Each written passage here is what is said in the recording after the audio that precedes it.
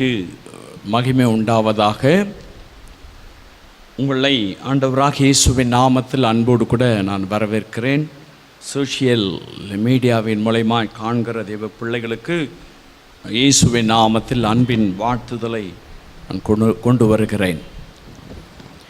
பிரியமான என் அன்பு சகோதரனே சகோதரியே, கடந்த 11 மாதங்கள் கர்த்தர் நம்மை கிருபையாய் நடத்தி இந்த 12வது மாதத்தில் 2வது நாளுக்குள்ளாய் கர்த்தர் பிரவேசிக்க உதவி செய்திருக்கிறார். இந்த வருடத்தினுடைய முடிவுக்குள்ளாய் நாம் ஏறக்குறைய வந்துவிட்டோம். சில நாட்கள் அப்படித்தான் இருக்கிறது. அப்படிப்பட்ட ஒரு சூழ்நிலையில் கர்த்தர் ஒவ்வொரு மாதம் நம்மோடு கூட பேசுகிறார், ஒவ்வொரு நாளும் நம்மோடு கூட பேசுகிறார். தம்முடைய வார்த்தையின் மூலமாய், தம்முடைய வசனங்களின் மூலமாய், ஊழியக்காரர்கள் மூலமாய், உங்களோடு கூட ஜெபங்களின் மூலமாய், பாடல்களின் வழியாக கர்த்தர் பல விதங்களிலே நம்முடைய இருதயத்தில் அவர் பேசிக்கொண்டு தான் இருக்கிறார். நம்முடைய மனசாட்சியோடு கூட அவர் பேசிக்கொண்டு தான் இருக்கிறார். எனக்கு அன்பான அன்பு சகோதரனே சகோதரியே, இந்த நாட்களில் கூட நமக்கு ஆண்டவர் கொடுக்கிற வார்த்தையை நாம் சற்று தியானித்து நாம் ஜெபிக்கலாம். அது ஏசாயா தீர்க்க தரிசன புஸ்தகம், எரேமியா புஸ்தகம் 31ஆம் அதிகாரம் 13ஆம் வசனத்தை நாம் வாசிக்க கேட்கலாம். எரேமியா 31:13. அப்பொழுது கன்னிகைகளும் வாலிபரும் முதியோரும் கூட ஆனந்த களிப்பாய் மகிழ்வார்கள். நான் அவர்கள் துக்கத்தை சந்தோஷமாய் மாற்றி அவர்களை தேற்றி அவர்கள் சஞ்சலம் நீங்க அவர்களை சந்தோஷப்படுத்துவேன். கர்த்தருடைய நாமத்துக்கு மகிமை உண்டாவதாக. ஆண்டவர் நம்மோடு கூட பேச விரும்புகிற காரியம், அந்த பகுதியினுடைய கடைசி, அந்த வசனத்தினுடைய கடைசி பகுதியிலே கர்த்தர் சொல்லுகிறார், அவர்கள் சஞ்சலம் நீங்க அவர்களை சந்தோஷப்படுத்துவேன். எனக்கு அன்பானவர்களே, கடந்த நாட்களெல்லாம், கடந்த மாதங்களெல்லாம் ஏதோ ஒரு சஞ்சலம் நம்முடைய மனதை துக்கப்படுத்தியிருக்கலாம். ஏதோ ஒரு இக்கட்டான நிலைமையிலே நாம் அகப்பட்டவளாய் இருந்திருக்கலாம். ஏதோ ஒரு சஞ்சலத்தினால மனமுறிவு ஏற்பட்டிருக்கலாம், மன வருத்தம் உண்டாயிருக்கலாம். ஆண்டவர் நமக்கு வாக்கு தத்தம் செய்கிறார், சஞ்சலம் நீங்க அவர்களை சந்தோஷப்படுத்துவேன். எனக்கு அன்பானவர்களே, நம்மை சந்தோஷப்படுத்துகிற தேவன் நம்முடைய தேவன். நம் துக்கத்தோடு சஞ்சலத்தோடு கூட இருப்பது கர்த்தருடைய விருப்பம் அல்ல. அல்லது நம்மை வேதனைப்படுத்தி அதிலே இன்பம் காணுகிறவர் நம்முடைய தேவன் அல்ல. நம்முடைய சஞ்சலங்களை அவர் அறிந்திருக்கிறார். நம்முடைய மன துக்கங்கள், கஷ்டங்கள், நெருக்கங்களை கர்த்தர் அறிந்திருக்கிறார். அந்த சஞ்சலங்களை நான் நீக்கிடுவேன், அதன் பின்பு என் ஜனங்களை, என் மக்களை நான் சந்தோஷப்படுத்துவேன் என்று கர்த்தர் வாக்கு தத்தம் செய்கிறார். பிரியமானவர்களே, நம்முடைய துக்கத்தை அவர் சந்தோஷமாய் மாற்றுகிற தேவன். ஏதோ ஒரு சஞ்சலத்தில் ஒரு வேளை நீங்கள் வந்திருக்கலாம், இதை கேட்டுக்கொண்டிருக்கலாம். ஏதோ ஒரு மன முறிவோடு கூட நீங்கள் அமர்ந்திருக்கலாம். உங்களுடைய ஆவியிலே ஒருவேளை உற்சாகமாக இருக்கலாம், உங்களுடைய சரீரத்தில் ஒரு முறிவு காணப்படலாம்.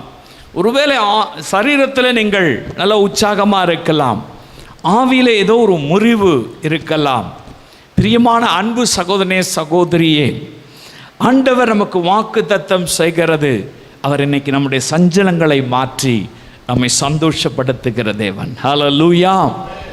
ஏதோ ஒரு துக்கத்தோடு இருக்கிறீங்கல்ல, ஏதோ ஒரு மன வருத்தத்தோடு இருக்கிறீங்கல்ல, ஆண்டவரே இந்த மாதம் எப்படி போகுமோ தெரியலையே, இந்த மாதத்தினுடைய ஃபைனான்ஸ் காரியங்கள் எப்படி இருக்கும்னு தெரியலையே, இந்த மாதத்தில் என்னுடைய வருமானம் எப்படி இருக்கும்னு தெரியலையே, இந்த மாதத்தில் கர்த்தர் என்னை ஆசீர்வதிப்பாரா, இந்த மாதத்தில் என் தேவைகளை ஆண்டவர் சந்திப்பாரா, கடந்த நாட்களெல்லாம் சஞ்சலத்தோடு இருந்தேனே என்கின்ற மனநிலைமையிலே பாதிக்கப்பட்டிருக்கலாம். உங்களோடு கூட தான் கர்த்தர் பேச விரும்புகிறார். உங்களுக்குத்தான் கர்த்தர் சொல்லுகிறார், உங்கள் சஞ்சலங்களை நீக்கி சந்தோஷப்படுத்துவேன் என்பதாக. பிரியமான அன்பு சகோதரனே சகோதரியே, நம்மை அவர் சந்தோஷப்படுத்துகிறார். எப்படிப்பட்ட நிலைமையில் இருக்கிறவர்களை கர்த்தர் சந்தோஷப்படுத்துகிறார், அவருடைய சஞ்சலங்களை மாற்றுகிறார். வாசிக்கலாம் மத்தேயு எழுதின சுவிசேஷம் 5ஆம் அதிகாரம் 11-12 வசனங்களை வாசித்து பார்க்கும் பொழுது ஆண்டவருடைய வசனம் சொல்லுகிறது பாருங்க, வாசிக்க கேட்கலாம். என் நிமித்தம் உங்களை நிந்தித்து துன்பப்படுத்தி பலவிதமான தீமையான மொழிகளையும் உங்கள் பேரில் பொய்யாய் சொல்வார்களானால் பாக்கியவான்களாய் இருப்பீர்கள். சந்தோஷப்பட்டு களி கூறுங்கள், பரலோகத்தில் உங்கள் பலன் மிகுதியாயிருக்கும். உங்களுக்கு முன்னிருந்த தீர்க்கதரிசிகளையும் அப்படியே துன்பப்படுத்தினார்களே.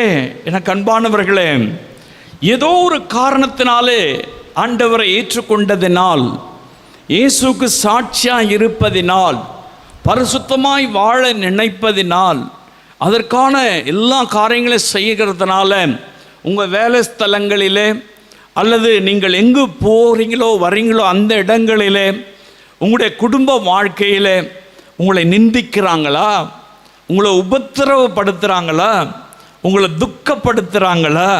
கர்த்தர் சொல்கிறாரு, அந்த துக்கத்தை நீக்கி அந்த உபத்திரவங்களை நீக்கி சந்தோஷப்படுத்துகிற தேவன் நம்முடைய தேவன். ஹல்லேலூயா.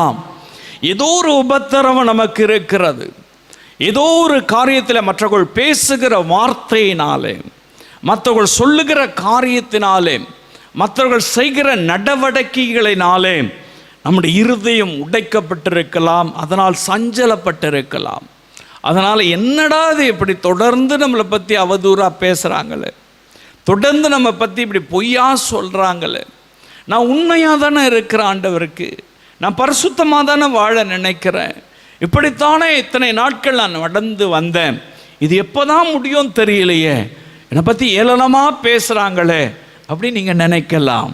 நீங்கள் தான் பாக்கியவான்கள், நீங்கள் தான் ஆண்டவருடைய பிள்ளைகள். கர்த்தர் சொல்கிறாரு, உங்களுடைய உபத்திரவங்களை நீக்கி அவர் நம்மை சந்தோஷப்படுத்துகிற தேவன். ஹல்லேலூயா.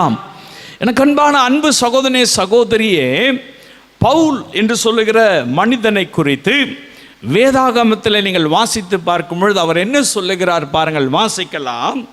2 கொரிந்தியர் 7ஆம் அதிகாரம் 4-5 வசனங்களை வாசிக்க கேட்கலாம்.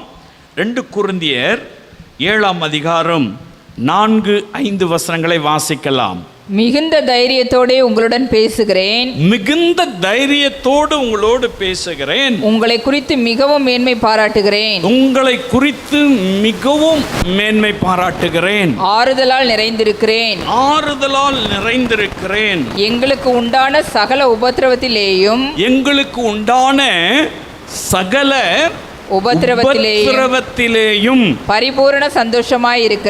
பரிபூர்ண சந்தோஷமாயிருக்கிறேன். எப்படி என்றால் நாங்கள் மக்கதோனியா நாட்டிலே வந்தபோது எங்கள் சரீரத்துக்கு இளைப்பாறுதல் ஒன்றுமில்லாமல் எப்பக்கத்திலேயும் உபத்திரவப்பட்டோம். புறம்பே போராட்டங்களும் உள்ளே பயங்களும் இருந்தன. ஹல்லேலூயா. எவ்வளவு பெரிய போராட்டத்தின் நடுவிலே கர்த்தர் அவர்களை சந்தோஷமாய் வைத்தார் பாருங்க.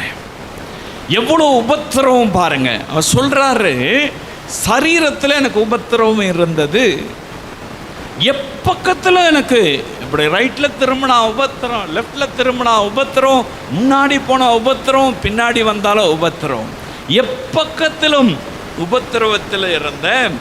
புறம்பே தூரத்தில் இருக்கிறவங்களும் என்ன பண்ணாங்க, என்ன உபத்திரவப்படுத்தினாங்க. ஆனாலும் எனக்கு பயங்கர பயமாக இருந்தது. நான் பயத்தோடு கூட இருந்தேன். ஆண்டவர் எல்லா உபத்திரவத்துக்கும் என்னை நீங்களாக்கிட்டார். நான் இப்போ சந்தோஷமாக இருக்கிறேன். உபத்திரவத்திலே நான் சந்தோஷமாக இருக்கிறேன்னு அப்போஸ்தலனாகிய பவுல் சொல்கிறார். பிரியமான அன்பு சகோதரனே, சகோதரியே, இந்த மாதத்திலே நீங்கள் உபத்திரவத்தின் வழியாக கடந்த நாட்களெல்லாம் நீங்கள் கடந்து வந்திருக்கலாம். ஆண்டவராக இயேசு கிறிஸ்து நம்மை சந்தோஷப்படுத்துகிற தேவன். அந்த உபத்திரவத்தின் நடுவிலே கர்த்தர் நம்மை சந்தோஷப்படுத்துவார். சரீரத்தினால உபத்திரம் உங்களுக்கு இருக்குதா? எல்லாரும் சூழ்ந்திருக்கிறவங்க எல்லாம் உபத்திரப்படுத்துகிறாங்களா? எங்கேயோ வெளியூரில் இருக்கிறவங்க ஃபோன் பண்ணி நம்ம உபத்திரப்படுத்துகிறாங்களா? ஏதோ ஒரு உபத்திரவத்தில் இருக்கீங்களா? அதனால் ஒரு பயம் நமக்கு இருக்குதா? பவுலுக்கு அப்படி தான் இருந்தது. அவர் சொல்கிறாரு, அந்த உபத்திரவத்தின் நடுவிலே கர்த்தர் எங்களை சந்தோஷமாய் வைத்திருக்கிறார். ஹல்லேலூயா. அதுதான் ஆண்டவர் கொடுக்கிற வாக்குத்தத்தம். உடைய சஞ்சலங்களை நீக்கி அவளை சந்தோஷப்படுத்துவேன். உபத்திரவத்தின் நடுவில் இருக்கிற உங்களுக்கு கர்த்தர் சொல்லுகிறார், இந்த மாதத்தில் அவர் சந்தோஷப்படுத்துவார். அவர் சந்தோஷப்படுத்துவார். ஹல்லேலூயா. ரெண்டாவது ஆண்டவர் என்ன சொல்றாரு? எப்படிப்பட்டவர்களை அவர் சந்தோஷப்படுத்துகிறார்? வாசிக்கலாம். அதே அப்போஸ்தலனாகிய பவுல் சொல்றார். வாசிக்கலாம். 2 கொரிந்தியர் 12ஆம் அதிகாரம் 9வது வசனத்தை வாசிக்கலாம். 2 கொரிந்தியர் 12ஆம் அதிகாரம் 9வது வசனம். அதற்கு அவர் என் கிருபை உனக்கு போதும், என் கிருபை உனக்கு போதும், பலவீனத்திலே என் பலம் பூரணமாய் விளங்கும் என்றார். பலவீனத்திலே என் பலன் பூரணமாய் விளங்கும் என்றார். ஆகையால் கிறிஸ்துவின் வல்லமை என் மேல் தங்கும்படி, கிறிஸ்துவின் வல்லமை என் மேல் தங்கும்படி என் பலவீனங்களை குறித்து நான் மிகவும் சந்தோஷமாய் மேன்மை பாராட்டுவேன். மிகவும் சந்தோஷமாய் மேன்மை பாராட்டுவேன். ஹல்லேலூயா. இந்த பவுல் பாருங்க, ரொம்ப அழகா சொல்றாரு, என் பலவீனத்திலே சந்தோஷமாய் கிறிஸ்துவை மேன்மை பாராட்டுவேன். ஏன்னா அவருடைய பலன் என் மேல் தங்கும்படி, அவருடைய அபிஷேகம் பரிசுத்த ஆவியானவர் என் மேல் தங்கும்படிக்கு அவர் என்னை தெரிந்து கொண்டு விட்டார். நான் பலவீனத்தை குறித்து கவலைப்படலை, அந்த பலவீனத்தில் நான் சந்தோஷப்படுகிறேன். ஹல்லேலூயா. பாருங்க, அவருக்கு ஒரு பலவீனம் இருந்தது. அந்த பலவீனம் எப்படிப்பட்டதா இருந்ததா? குட்டுகிற சாத்தானுடைய தூதனாக அது இருந்தது. அவ்வளவு சரீரத்தில் பலவீனத்தின் நடுவில் அவர் இருக்கிறார். அந்த பலவீனம் நீங்கும்படியாக தேவ சமூகத்தில் ஜெபிக்கிறார்.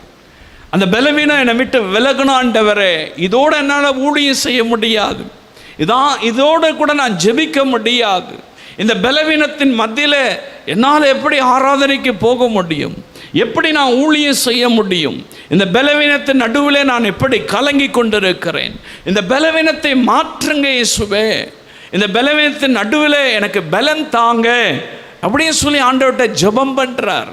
இயேசுவை பார்த்து ஜெபிக்கிறார். கர்த்தர் அதுக்கு சொல்றாரு, என் கிருபை உனக்கு போதும் சொல்றாரு. ஹல்லேலூயா. உன் பலவீனத்திலே என் பலன் பூரணமாய் விளங்கும். பலவீனத்தினாலே நீங்கள் கண்ணீர் வடிக்கிறீங்களா? சரீரத்தில் ஏதோ ஒரு பலவீனம், ஏதோ ஒரு காரியத்தில் பலவீனத்தோடு கூட இருக்கிறீங்களா? உங்களுக்கு தான் கர்த்தர் சொல்றாரு, உங்கள் சஞ்சலங்களை நீக்கி நான் சந்தோஷப்படுத்துவேன். பவுலுடைய வாழ்வில் எவ்வளவு சஞ்சலம் இருந்திருக்கும். அது சாத்தான் சொல்றார், அவ்வளவு பெரிய பலவீனம், அவரால் தாங்க முடியாத அளவுக்கு அந்த பலவீனம். கர்த்தர் சொல்லிட்டாரு, பலவீனத்தில் என் பலன் பூர்ணமாய் விளங்கும் அப்படின்னு சொன்ன உடனே அவர் சொல்றாரு, நீர் என் மேலே தங்கி இருக்கிறதுனால என் பலவீனத்தை குறித்து நான் கலங்கலை, துக்கப்படலை, என் பலவீனத்தை குறித்து நான் அஞ்சலை, சஞ்சலப்படலை, அதனால நான் சந்தோஷப்படுகிறேன். எனக்கு பலவீனம் உண்டானதுனால நான் சந்தோஷப்படுறேன். நிறைய பேருடைய வாழ்க்கையில் ஐயோ நான் இப்படி பலவீனப்பட்டு இருக்கிறேன்னு, இந்த வியாதி எனக்கு வந்துடுச்சு, இப்படி நான் கஷ்டப்படுறேன்னு, ஆண்டவர் என் ஜெபத்தை கேட்க மாட்டுறாரு, என்னை ஆசீர்வதிக்க மாட்டாரு. அப்படியெல்லாம் புலம்பிட்டு இருப்போம். நீங்கள் அபிஷேகம் பெற்றிருக்கீங்களா? நீங்கள் ஆண்டவருடைய பிள்ளைகளாக இருக்கீங்களா? உங்கள் மேலே ஆவியானவர் தங்கி இருக்கிறாரா? அதற்காக நீங்கள் சந்தோஷப்படணும். பவுல் அதை தான் சொல்றார். என் மேல கர்த்தருடைய வல்லமை தங்கி இருக்கிறதுனால என் பலவீனத்தை குறித்து நான் கவலைப்படல, அதனால நான் சந்தோஷப்படுகிறேன். ஹல்லேலூயா. உங்க பலவீனத்தை கர்த்தர் மாற்றுவார். அது என்ன பலவீனமா இருந்தாலும் சரி, அந்த பலவீனத்தை காட்டிலும் கர்த்தருடைய கிருபை பெரியது, கர்த்தருடைய வல்லமை பெரியது. உன் பலவீனத்தில் என் பலன் பூர்ணமாய் விளங்கும் என்று சொன்னவர் பவுல் அதற்கு பின்பதாய் 13 நிருபங்களை எழுதினார். கடல் கடந்து பல இடங்களிலே ஊழியம் செய்தார். பல நெருக்கங்கள், பல உபத்திரவங்கள், கடல் வழியாய் பல காரியங்களை நடந்து பல இடங்களிலே, மலைகளிலே, எல்லா இடங்களிலும் கடந்து சென்று ஊழியம் செய்தார். அந்த பலவீனத்தின் மத்தியிலே கர்த்தர் பலப்படுத்தினார். ஹல்லேலூயா. உங்களையும் அவர் இந்த மாதத்தில் பலப்படுத்தி சந்தோஷப்படுத்துவார். உங்களுடைய பலவீனங்களை நீங்கி, பலவீனத்தினால் சஞ்சலப்படுகிற உங்களுடைய வாழ்விலே, பலவீனத்தினால் துக்கப்படுகிற உங்களுடைய வாழ்விலே, அந்த பலவீனம் இருந்தாலும் கர்த்தருடைய கிருபை, அவருடைய அபிஷேகம், அவருடைய வல்லமை உங்க மேல தங்கி இருக்கிறதுனால உங்களை அவர் சந்தோஷப்படுத்துவார். பலவீனத்தை குறித்து கவலைப்படாதீங்க. கடைசி வரை பவுலுக்கு அந்த பலவீனம் இருக்கதான் செய்தது. பலவீனத்தை ஆண்டவர் எடுத்துட்டாரா? எடுக்கல. அந்த பலவீனம் இருக்கதான் செஞ்சது. ஆனால் கிருபை பெருகிடுச்சு, அவருடைய வல்லமை பெருகிடுச்சு. அதனாலதான் அவர் பலனடைந்தார். அதை தான் கர்த்தர் சொல்றாரு, உன் பலவீனத்திலே என் பலன் பூரணமாய் விளங்கும். பலன் விளங்குச்சுல்ல, என் தலையை வெட்டினாலும் சரி அந்த பலன் என்னை தாங்கிக் கொள்ள உதவி செய்யும். அதுதான் கர்த்தருடைய கிருபை. ஆண்டவர் தொடர்ந்து உங்களை நடத்துவார். உங்களுடைய பலவீனத்தை குறித்து கவலைப்படாதீங்க. போன வருஷம்லாம் இவ்வளோ பலவீனத்தில் இருந்தேன், கடந்த நாட்கள்லாம் இவ்வளோ பலவீனத்தின் மத்தியில் வந்துட்டேன், இனிமே எப்படி இருக்குமோ? அந்த பலவீனம் அது பாட்டுன்னு இருக்கட்டும், அது இருக்கிறது ஒரு மூலையில் இருக்கட்டும். நீங்கள் ஆராதிக்கிற தேவன் பலன் உள்ளவர், அவர் பலனுள்ள ஆவியானவர், அவர் நம்ம மேல தங்கி இருக்கிறார். சந்தோஷப்படுங்க. அவர் பலவீனங்களை நீக்கி நம்மை சந்தோஷப்படுத்துகிற தேவன். உங்களை அவர் சந்தோஷப்படுத்துவார். உடைய பலவீனங்கள் எல்லாவற்றையும் மாற்றி இந்த மாதத்தில் ஆண்டவர் சந்தோஷமாய் நம்மை வைத்திருப்பார். ஹல்லேலூயா. மூன்றாவது ஒரு காரியத்தை நான் சொல்லி ஜெபிக்க விரும்புகிறேன். அநேகருடைய வாழ்க்கையில் இல்லாமல் இருக்கு, போதுமானது இல்லை. ஃபைனான்ஷியல் காரியங்கள், பண காரியங்கள், குடும்பத்தை நடத்துறதுக்கு, பிஸ்னஸை நடத்துறதுக்கு கையில் பணம் இல்லை. ஃபைனான்ஸ் காரியங்களில் பல விதங்களில் நாம் துக்கித்து கொண்டு இருக்கிறோம். யாருன்னா கடன் கொடுப்பாங்களா? யாராச்சும் இந்த பிரச்சனைக்கு நமக்கு எதனா ஹெல்ப் பண்ணுவாங்களா அப்படின்னு எதிர்பார்த்திருக்கலாம். அப்படி ஒரு காரியத்தில் நீங்கள் அமர்ந்திருக்கலாம், அதை கேட்டுக்கொண்டு இருக்கலாம். பிரியமானவர்களே, ஆபகுக் தீர்க்கதரிசி சொல்றாரு. என்ன சொல்றாரு? வாசிக்கலாம். ஆபகுக் 3ஆம் அதிகாரம் 17-18 வசனங்களை வாசிக்கலாம். அவர் என்ன சொல்றாரு பாருங்க. அத்திமரம் துளிர் விடாமற் போனாலும், திராட்சை செடிகளில் பழம் உண்டாகாமற் போனாலும், ஒலிவ மரத்தின் பலனற்று போனாலும், வயல்கள் தானியத்தை விளைவியாமல் போனாலும், கிடையில் ஆட்டு மந்தைகள் முதலற்று போனாலும், தொழுவத்திலே மாடு இல்லாமற் போனாலும், நான் கர்த்தருக்குள் மகிழ்ச்சியாயிருப்பேன். என் ரட்சிப்பின் தேவனுக்குள் களி கூறுவேன். என் தொழுவத்தில் ஒன்றும் இல்லாமல் போனாலும், என் விவசாயம் ஒன்றும் இல்லாமல் போனாலும், நான் கையிட்டு செய்கிற காரியங்கள் ஒன்றும் இல்லாமல் போனாலும், எதுவுமே இல்லாமல் போனாலும் நான் கர்த்தருக்குள் மகிழ்ச்சியா இருப்பேன். ஆண்டவர் மகிழ்ச்சியாக்குகிற தேவன், இல்லாமையில் மகிழ்ச்சியாக்குகிற தேவன். ஒண்ணுமே இல்லைன்னு நினைக்கிறீங்களா? எதுவுமே கையில் இல்லைன்னு நினைக்கிறீங்களா? இல்லாமையில் மகிழ்ச்சியாக்குகிற தேவன். இந்த ஆபகுக் சொல்லுகிறார், எனக்கு ஒண்ணுமே இல்லாம போனாலும் சரி, எல்லாம் என் கையை விட்டு போயிட்டு இருந்தாலும் சரி, நான் கர்த்தருக்குள் மகிழ்ச்சியா இருப்பேன். என்னை சந்தோஷப்படுத்துகிறவர் எனக்குள் இருக்கிறார். உங்களுக்குள்ள இயேசு இருக்காரா? உங்களுக்குள் இயேசு இருக்காரா? எதுவுமே இல்லைனாலும் அவர் உங்களை சந்தோஷமாய் வைத்திருப்பார். சஞ்சலம் இல்லாமல் சந்தோஷமாக வைத்திருப்பார். பணம் பொருள் எல்லாம் இருந்து சந்தோஷம் இல்லைன்னா என்னங்க பிரயோஜனம்? இன்னைக்கு நிறைய அரசியல்வாதிகள் பல இடங்கள் அப்படிதான். பயம், எந்த ரைடு எங்கே வரும்னு தெரியாது, எவ்வளவு நேரம் உட்கார வச்சு விசாரிப்பான்னு தெரியாது, எத்தனை வருஷம் ஜெயிலில் தூக்கிட்டு போய் போடுவான்னு தெரியாது. எல்லாம் இருக்கு.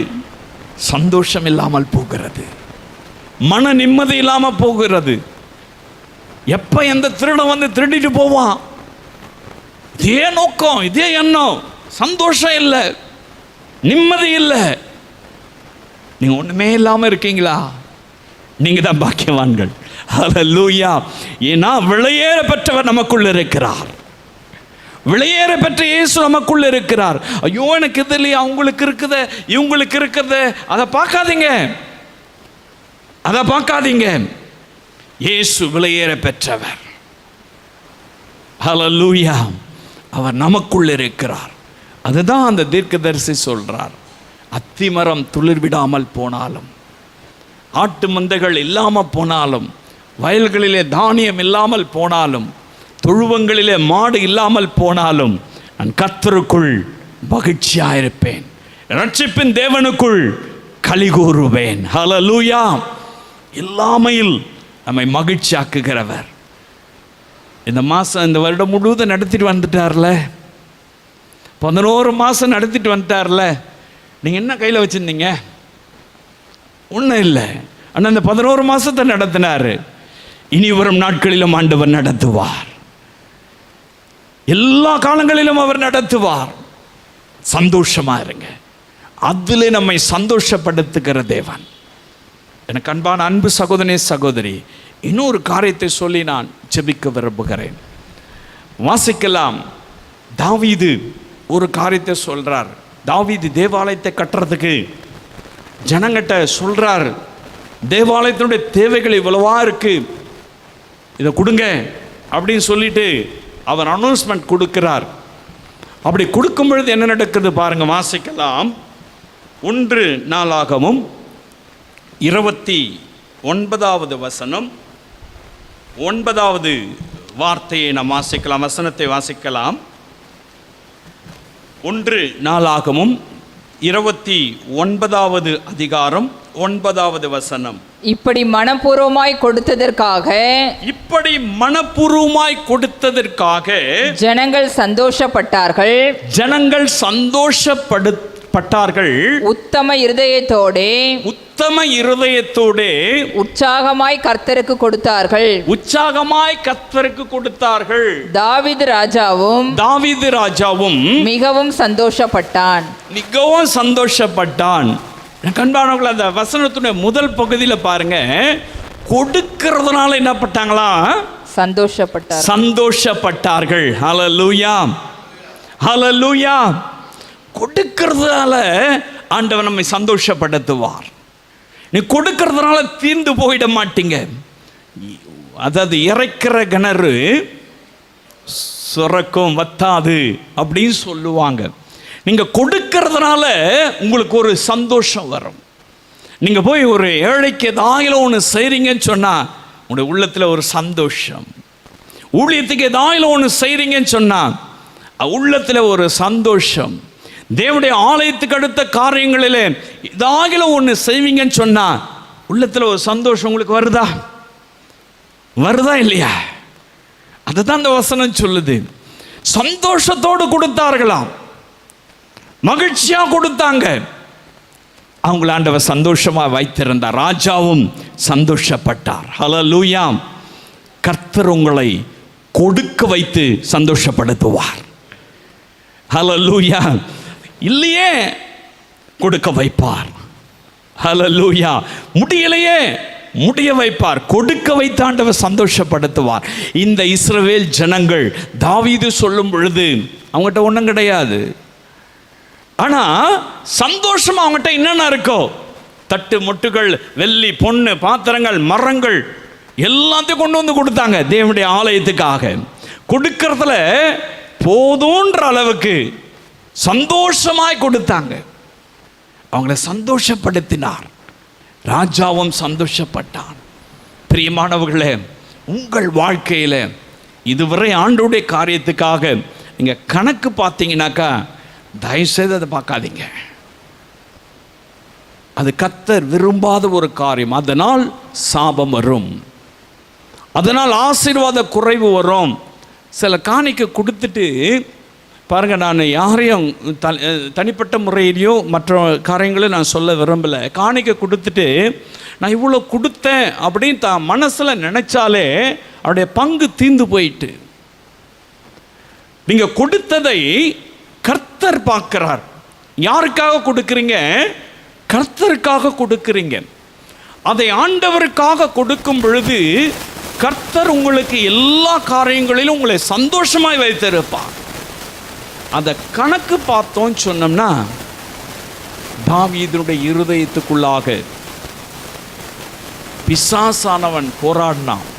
உன் ஜனங்களை கணக்கு பார், உன் ஜாதி ஜனங்களை கணக்கு பார் தேசத்தில் அப்படின்னு சொல்லி கணக்கு பார்க்க வச்சான். கணக்கு பார்க்க வைத்ததுனால என்ன நடந்தது தெரியுமா? சாபம் தேசத்தில் வந்துடுச்சு. கர்த்தர் விரும்பல. சாபம் தேசத்தில் வந்ததுனால ஒரே நாளிலே 70,000 பேர் செத்து போனாங்க. எனக்கு அன்பான அன்பு சகோதரனே சகோதரியே, நீங்க எதை செய்தாலும் சந்தோஷமாய் கர்த்தருக்கு மனப்பூர்வமாய் செய்யுங்க. உங்களை ஆண்டவர் சந்தோஷப்படுத்துவார். கர்த்தர் உங்களை சந்தோஷப்படுத்துவார். ஹல்லேலூயா. நீங்க வாசி பார்க்கலாம். 2 கொரிந்தியர் 8ஆம் அதிகாரம். அதே மக்கெதோனியா சபை மக்கள் 2 கொரிந்தியர் 8ஆம் அதிகாரம் 1-2 வசனங்களை வாசிக்கலாம். அவங்க எப்படி கொடுத்தாங்களாம் பாருங்க, வாசிக்கலாம். அன்றியும் சகோதரரே மக்கெதோனியா நாட்டு சபைகளுக்கு தேவன் அளித்த கிருபையை உங்களுக்கு அறிவிக்கிறோம். அவர்கள் மிகுந்த உபத்திரவத்தினாலே சோதிக்கப்படுகையில், பாருங்க நல்ல கவனிங்க, உபத்திரவத்திலேயே மிகுந்த உபத்திரவம், சோதிக்கப்படுகையில், சோதனை, பயங்கர பிரச்சனை, சோதிக்கப்படுகையில் கொடிய தரித்திரமுடையவர்களாய் இருந்தோம். கவனிங்க, கொடிய தரித்திரம் முடிச்சவனாக்கா என்ன அர்த்தம்? ஒன்னும் இல்லாதவன், பிச்சை எடுக்கிறவன் அர்த்தம்.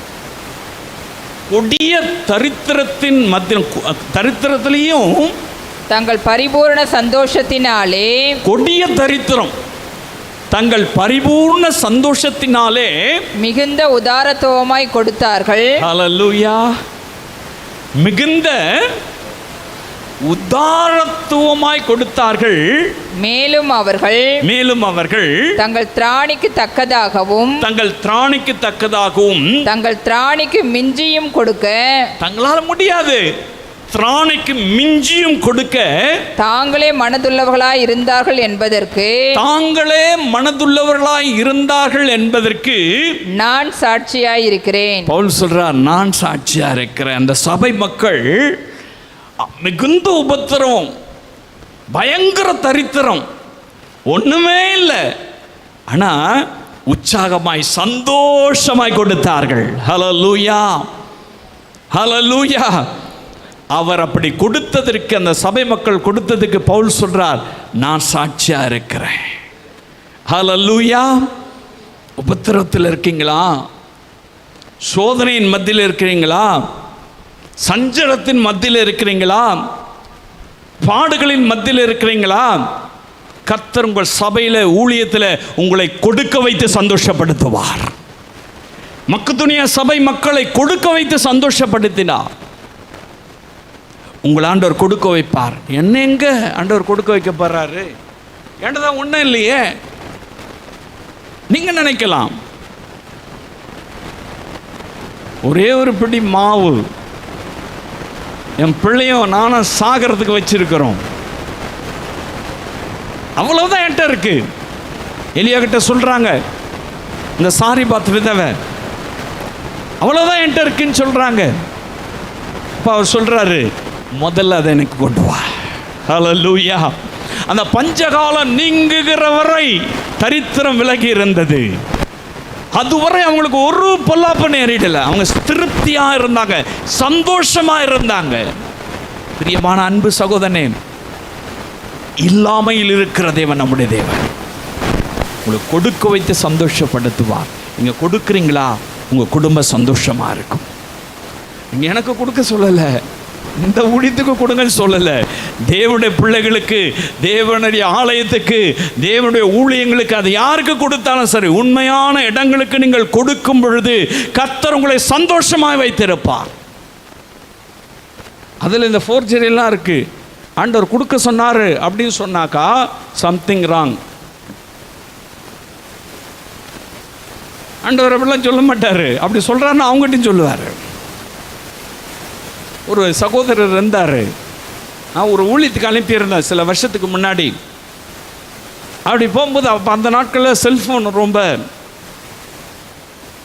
அப்போ தான் வந்த புதுசு, செல்லு வச்சு பேசுகிறாங்கல்ல அந்த மாதிரி. அப்போ அந்த நாட்களில் அப்போ அந்த சபை நடத்துகிற அந்த சகோதரி ஒரு செல்லு வச்சுருந்தாங்க, செல்ஃபோன் ஒன்று வச்சுருந்தாங்க.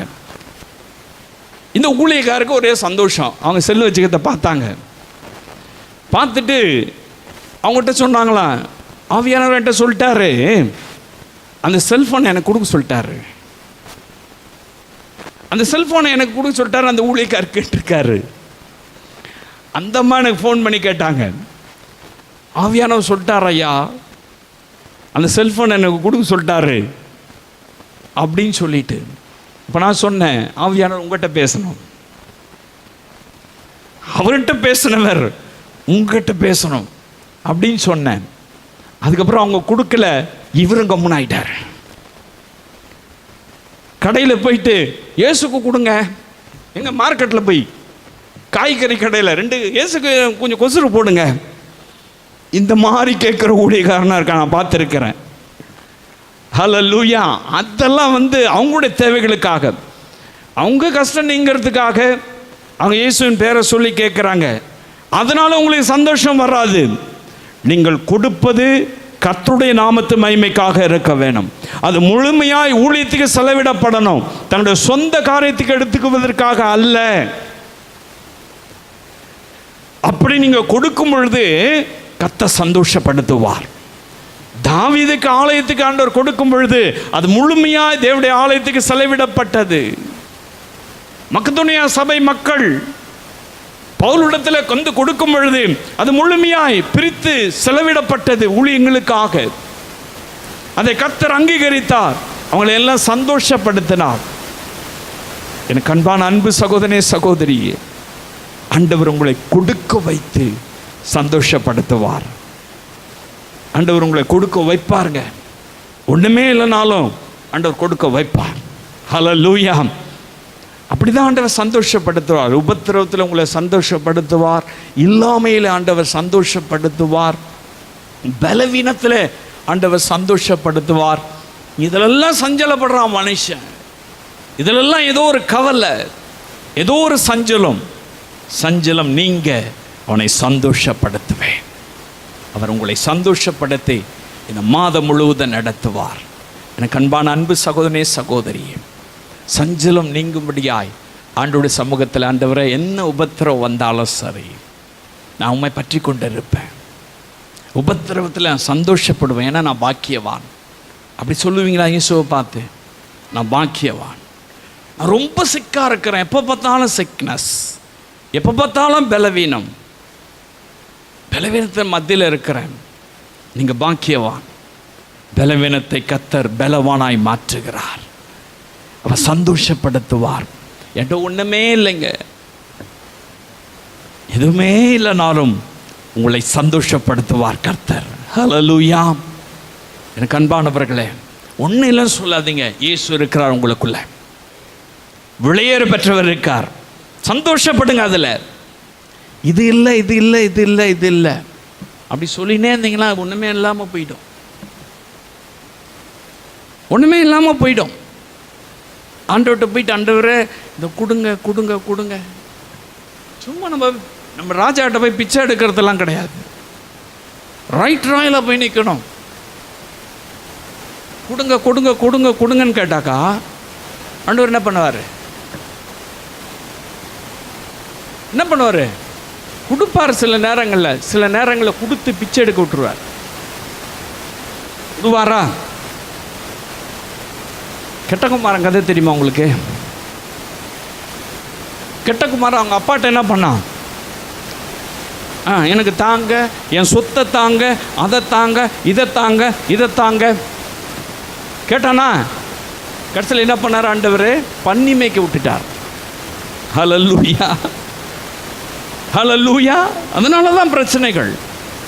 அவன் நம்மை சந்தோஷப்படுத்துகிற தேவன். நம்மை சந்தோஷப்படுத்துவார். சஞ்சலம் நீங்க நம்மை சந்தோஷப்படுத்துவார். எழும்பி நின்று ஆண்டோட சமூகத்தில் ஒரு அர்ப்பணிப்போடு கூட ஆராதனை முடிக்கலாமா?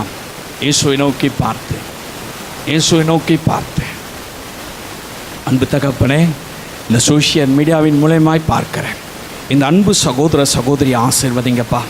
உடைய சஞ்சலங்கள் மாறட்டும், உடைய பலவீனங்கள் மாறட்டும், உபத்திரவங்கள் மாறட்டும், உடைய வறுமைகள் மாறட்டும். கொடுக்க வைத்து இவளை எல்லா காரியங்களையும் சந்தோஷப்படுத்தி சுகமாயிருக்க உதவி செய்யுங்க. இயேசுவின் நாமத்தின் நல்ல பிதாவே.